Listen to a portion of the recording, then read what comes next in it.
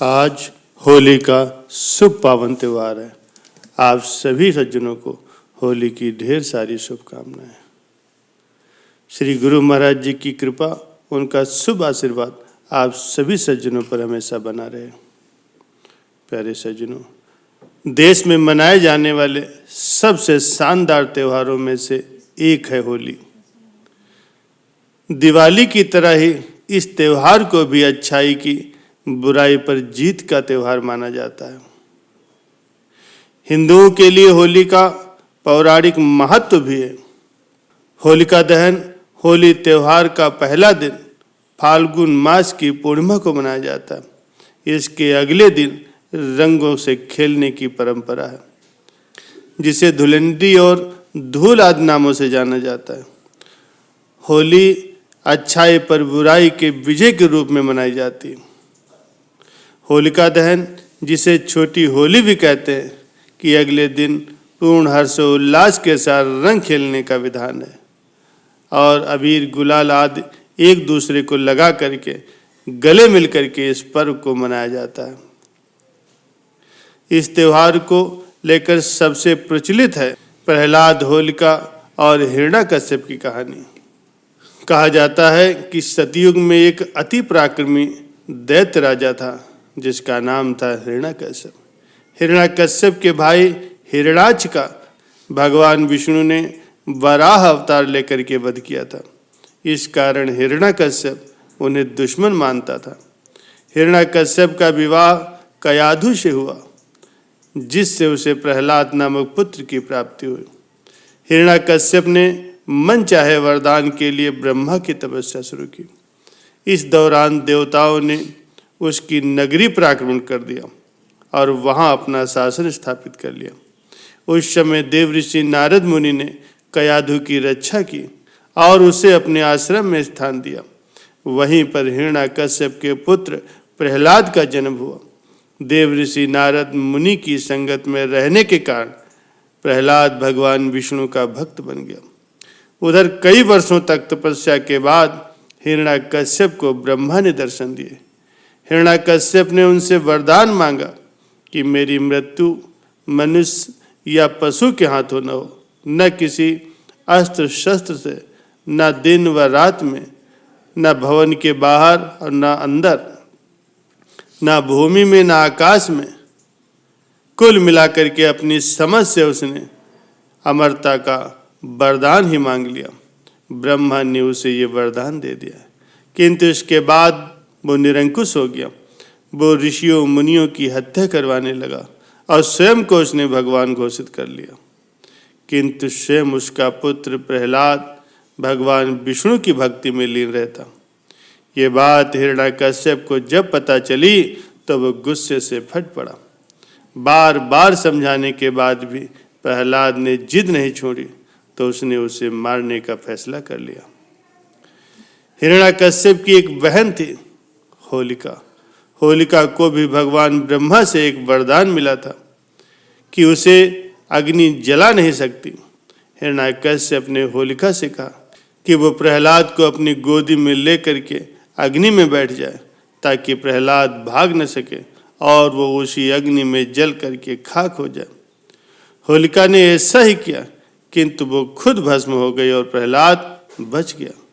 कहा जाता है कि होलिका के एक वस्त्र में न जलने की शक्तियां समाहित थी, किंतु भगवान विष्णु की कृपा से तेज आंधी से वह वस्त्र उड़ करके होलिका के बजाय प्रहलाद के शरीर से लिपट गया। होलिका के जलने और प्रहलाद के बच जाने पर नगरवासियों ने उत्सव मनाया, जिसे छोटी होली के रूप में भी जानते हैं। इसके बाद जब ये बात फैली तो विष्णु भक्तों ने अगले दिन और भी भव्य तरीके से उत्सव मनाया। होलिका से जुड़ा होने के कारण आगे इस उत्सव का नाम ही होली पड़ गया। उधर हिरण्याकश्यप ने प्रहलाद को मारने के लिए उसे एक खंभे से बांध दिया। वो प्रहलाद को मारने ही वाला था कि भगवान विष्णु खंभा फाड़ करके नरसिंह अवतार में प्रकट हुए। उन्होंने हिरण्याकश्यप को उसके भवन की चौखट पर ले जाकर के संध्या के समय अपनी गोद में रख करके उसे नाखूनों की सहायता से उसका वध कर दिया। इस तरह ब्रह्मा का वरदान भी नहीं टूटा और उस दुष्ट का अंत भी हो गया। भगवान ने भक्त प्रहलाद को उसका उत्तराधिकारी बना दिया। होली को लेकर के एक कहानी और है जो महाभारत काल में यानी कि द्वापर युग में युधिष्ठिर को भगवान श्री कृष्ण ने सुनाई थी कि एक बार श्री राम के पूर्वज रघु के शासन में एक असुर महिला थी। उसे कोई भी मार नहीं सकता था क्योंकि उसे एक वरदान मिला था।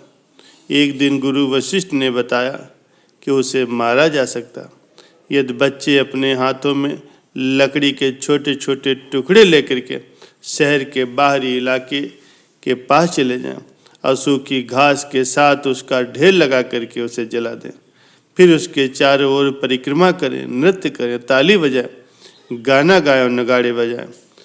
फिर ऐसा ही किया गया और वो असुर मारी गई। कहा जाता है कि इसके बाद से ही बुराई पर जीत के प्रतीक के रूप में होली मनाई जाती है। प्यारे सज्जनों, होली भारतीय संस्कृति की पहचान का एक पुनीत पर्व है जो भेदभाव मिटा करके पारस्परिक प्रेम व सद्भाव प्रकट करने का एक सुनहरा अवसर है। अपने दुर्गुणों और कुसंस्कारों की आहुति देने का एक यज्ञ है और अपने अंदर छुपे हुए प्रभुत्व को, आनंद को, सहजता को, अहंकार से रहित होने का और शुभ को उभारने का एक उत्सव है। होली के रंगों की बौछार जहाँ मन में एक सुखद अनुभूति प्रकट करती है, वहीं यदि सावधानी, संयम व विवेक न रखा जाए तो ये ही रंग दुखद भी हो जाते हैं। अतः इस पर्व पर सावधानियां रखना भी अत्यंत आवश्यक है। रंग खेलने से पहले अपने शरीर पर तेल अच्छी तरीके से लगा लेना चाहिए ताकि तेल युक्त त्वचा पर रंग का दुष्प्रभाव न पड़े और साबुन लगाने मात्र से ही शरीर से रंग छूट जाए। रंग आँखों में या मुंह में न जाए, इसकी विशेष सावधानी रखनी चाहिए। इससे आँखों व फेफड़ों को भी नुकसान हो सकता है। प्यारे सज्जनों, आज का ये त्यौहार सत्य, शांति, प्रेम और दृढ़ता की विजय की याद दिलाता है। हिरण्याकश्यप रूपी आसुरी वृत्ति और होलिका रूपी कपट की पराजय का दिन है ये होली। ये पवित्र एवं परमात्मा में दृढ़ विश्वास के आगे प्रकृति द्वारा अपने नियमों को बदल देने की याद दिलाता है। ये होली का त्यौहार मानव को भक्त प्रहलाद की तरह विघ्न बाधाओं के बीच भी भगवान पर निष्ठा और दृढ़ विश्वास बनाए रखकर संसार सागर से पार होने का संदेश देता है। प्यारे सज्जनों, एक बार फिर से आप सभी को होली की ढेर सारी शुभकामनाएं।